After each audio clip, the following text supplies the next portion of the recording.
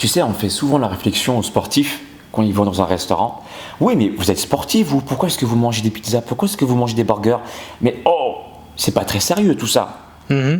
C'est commun. Ouais. Alors, on va parler de ça aujourd'hui, la Les notion écarts. d'écart. Est-ce que ça existe vraiment et du coup, est-ce qu'on peut juger une personne quand elle mange une pizza, un burger, des frites? Est-ce que c'est grave finalement ou pas? Alors, à mon sens, la base même de la discipline, c'est les écarts. Je m'explique.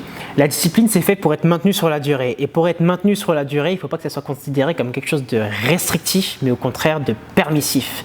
C'est-à-dire qu'on ne va pas se contraindre, parce que si on se contraint, ça va marcher à court terme, mais pas à long terme. Et ce qu'on veut, c'est une vie meilleure sur le long terme. Tout au long de sa vie, on veut être meilleur. L'exemple tout simple, quand quelqu'un va prendre un programme sportif, ou qui ne prend pas de programme sportif et qui va essayer de se muscler, il va tenir à court terme et ça va être très très très très dur, mais bon, il va tenir, il va se restreindre, il va atteindre un résultat, il va prendre une photo, il va être très fier et puis là ça repart fast-food encore pire que jamais et donc il va tout casser. Pour ne pas avoir cet effet yo-yo dont tu as déjà parlé, il y a quelque chose de très très très important, c'est de s'accorder ponctuellement des écarts pour tenir, mais des écarts maîtrisé et voulu. Donc de 1, c'est maîtrisé et voulu, et de 2, il n'y a pas de sensation de culpabilité. Ça, c'est extrêmement important, que tu ne te sens pas comme une merde et que tu te sens vraiment bien en ta peau, bah, tu te sentiras d'autant mieux et tu auras moins besoin de... Tu sais, mon frérot, c'est très important ce que tu viens de dire, de ne pas ressentir de culpabilité dès lors qu'on s'accorde des écarts. Mais c'est ça qui est difficile aussi à concevoir, parce que tu sais que tu fais un écart. Donc, c'est comme si, par exemple, on te disait, tu vas aller faire une course, d'accord, de cheval, par exemple, et on te dit, attention, par contre, il ne faut pas que tu ailles trop vite. Ouais. Tu vois? Mais quand même, tu peux quand même faire la course, mais va pas trop vite. Ouais. C'est un petit peu paradoxal. C'est pour ça que moi, en fait, dans la conception de mon programme, sportif et alimentaire, surtout alimentaire en fait, en ce sens, la notion d'écart pour moi n'existe pas. Elle existe factuellement, parce que tu peux bien manger et ensuite pouvoir te faire plaisir, mais globalement dans le long terme, finalement c'est juste la notion d'équilibre ou de déséquilibre qui existe dans la vie. C'est un équilibre. D'accord. Il faut juste trouver l'équilibre, et si tu la trouves, cet équilibre, finalement l'écart peut devenir un facteur qui va pouvoir te permettre de maîtriser l'équilibre. Justement. Sur le long terme. Ça fait partie intégrante de la stratégie en fait. C'est comme quand tu veux faire l'équilibre finalement, d'accord? Oui. Tu vas aussi apprendre à différentes techniques. C'est ça. Donc tu vas faire des écarts, tu vas apprendre différentes façons de faire pour maîtriser ensuite ce qui te semble être la meilleure technique pour enfin maîtriser l'équilibre. C'est ça. Donc pour la bouffe, ça va être la même chose. Parfois, il faut savoir expérimenter, il faut aussi savoir se laisser lâcher, comment on dit, la corde. Voilà, temporairement. Voilà, ça se dit l'expression lâcher la corde.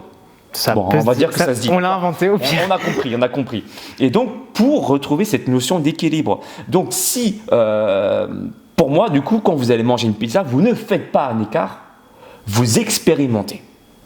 Par contre, si le lendemain vous remangez une pizza, c'est chaud. Voilà, l'idée, encore une fois, c'est d'expérimenter intelligemment. Et pas juste de vous accorder une expérience pour simplement vous donner une excuse, mais prendre conscience de ce que vous mettez en bouche. Et que la notion de plaisir, finalement, si vous mangez une pizza un jour, le lendemain, il va falloir trouver un équilibre, c'est tout. C'est ça. Et pour ça, comment faire? Vous devez comprendre l'alimentation. Qu'est-ce que vous mangez? Qu'est-ce qu'il y a dedans?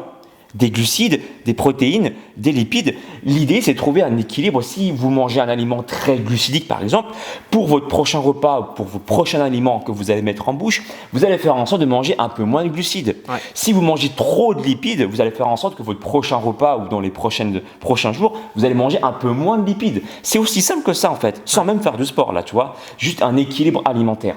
Après, voilà, vous pouvez compenser en faisant plus de sport ou moins de sport, hein. Ça dépend si vous mangez déjà très très bien. Vous voyez, encore une fois, tout est une question d'équilibre.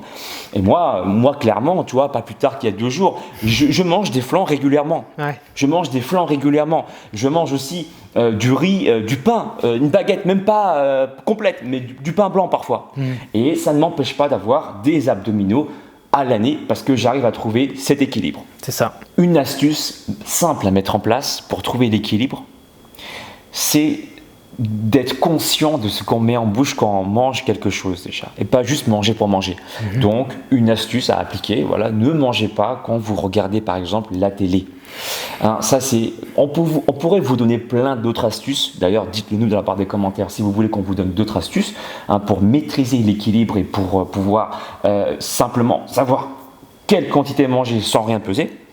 Mais encore une fois, voilà, déjà, première astuce, évitez de manger quelque chose devant la télé parce que vous allez ici ne plus pouvoir écouter vos signaux de satiété et ça c'est grave, d'accord. Si tu veux apprendre à bien manger, apprendre à écouter tes ressentis alimentaires, je propose une aide justement en prenant mon programme sportif et alimentaire. Donc dedans, je t'explique quelle quantité consommer, quoi manger, les aliments qui vont t'apporter des bienfaits, on appelle les calories pleines, des vitamines, des minéraux, des oligo-éléments qui vont en fait nourrir ton corps. Et tu auras, au fur et à mesure que tu perdras de la graisse, tu vas pouvoir apprendre à mieux maîtriser tes signaux de satiété. Tu as des récepteurs sur ton corps, sur plein de cellules, et en fait tu vas apprendre à pouvoir les écouter en perdant déjà un peu plus de graisse. Si tu es intéressé, tu vas sur mon site alexlevent.com, il y a un onglet « Je veux un programme », tu cliques dessus, et toutes les modalités seront expliquées, tu sais tout. Je remercie encore une fois la présence de mon frérot Thibaut. Thibaut, c'est mon frérot qui monte toutes mes vidéos sur la chaîne Alex Levent. Donc je te remercie d'être là aujourd'hui. Merci à toi. On va encore faire d'autres vidéos autour de la motivation, autour du bien-être. Il est cascadeur. Oui. Et du coup, en tant que cascadeur, tu te dois d'avoir une discipline, n'est-ce pas? C'est ça. Donc si tu veux d'autres thèmes autour ou bien sur encore la discipline, dis-le nous dans la barre des commentaires, on pourra faire plein de vidéos dessus. Allez, peace and soy. Sensei. Mon ami, si tu veux acquérir les pouvoirs d'un vrai Super Saiyan, alors abonne-toi à la chaîne d'Alex Levent. Ces entraînements feront de toi un super guerrier de l'espace. Le véritable Super Saiyan, c'est pas moi, c'est lui. Et rendez-vous sur sa chaîne, les amis. Et cool, soyez cool. Copain, tu veux te transformer en super guerrier? Eh ben, abonne-toi à la chaîne de Alex Levent. C'est normal, quoi. Et alors là, tu seras un Super Saiyan.